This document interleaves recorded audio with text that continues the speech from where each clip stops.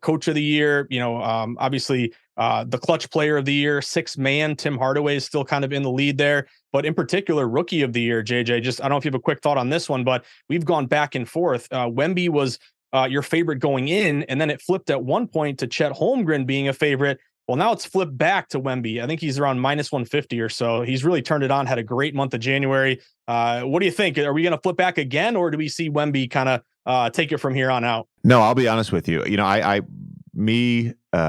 Steve Jones, Nekias Duncan from the Dunker Spot, we all caught a lot of backlash from San Antonio Spurs Twitter about our pick at the time. And again, this is the thing. We are explicitly stating at the time. At this time, I gave a slight edge to Joel Embiid for MVP. At the time we recorded a few weeks ago, I gave the slight edge to Chet.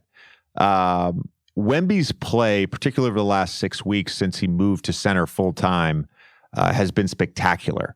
And we can recognize that San Antonio as a team is pretty much a mess. We can recognize the pieces around him aren't going to necessarily lead to a play-in or playoff spot.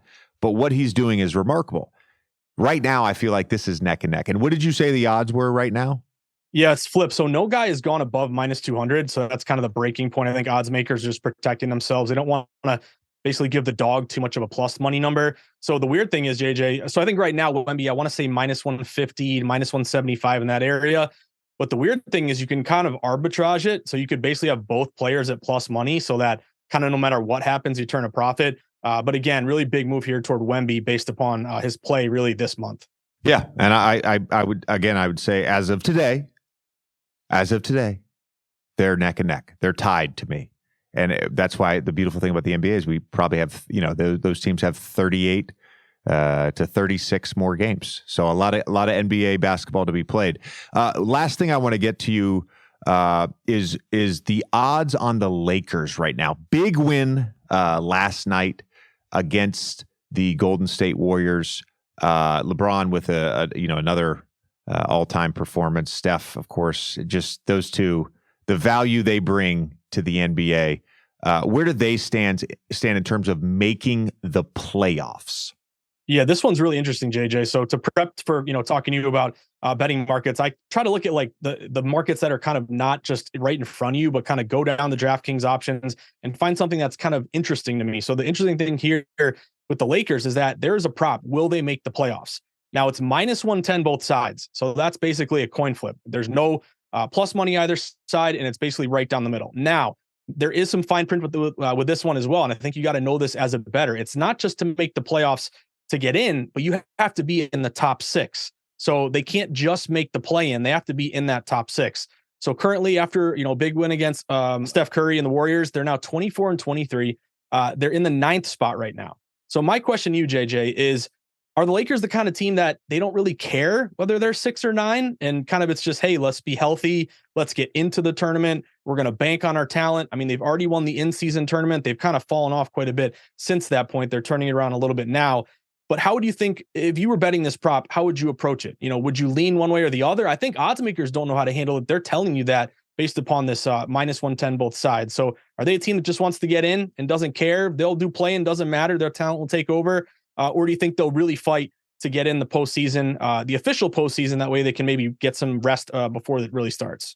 Well, as it stands right now, they're in 9th. They're 4 games back in the loss column of the 6th place team, the Phoenix Suns, who lost last night but are 12-4 in their last 16. We've finally seen a little bit of a longer stretch with the big three. When those guys are on the court, they're eviscerating opponents. So I'm fairly confident. No, I'm very confident. The top 4 teams right now in the Western Conference, the Oklahoma City Thunder, the Minnesota Timberwolves, the LA Clippers, and the Denver Nuggets, those 4 teams I feel like are going to be in the top 6, guaranteed playoff spots.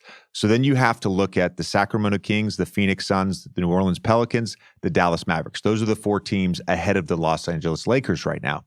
And I wonder, given the up and down consistency of the Lakers shooting, the fact that LeBron James just turned 39 years old in year 21, like how much are they going to have at the finish? Now, obviously, to me, if you're making this bet, as a yes that they're going to be in the top 6, you're banking on the fact that they are going to make a trade.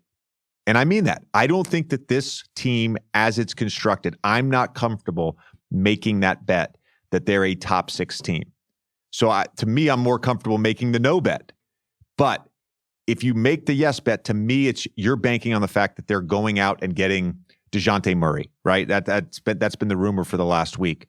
Does that get them ahead of the Kings and the Suns and the Pelicans, the Mavericks? That remains to be seen. But as it's currently constructed, this roster, I don't think they are better than the Dallas Mavericks, the New Orleans Pelicans, the Phoenix Suns, or the Sacramento Kings.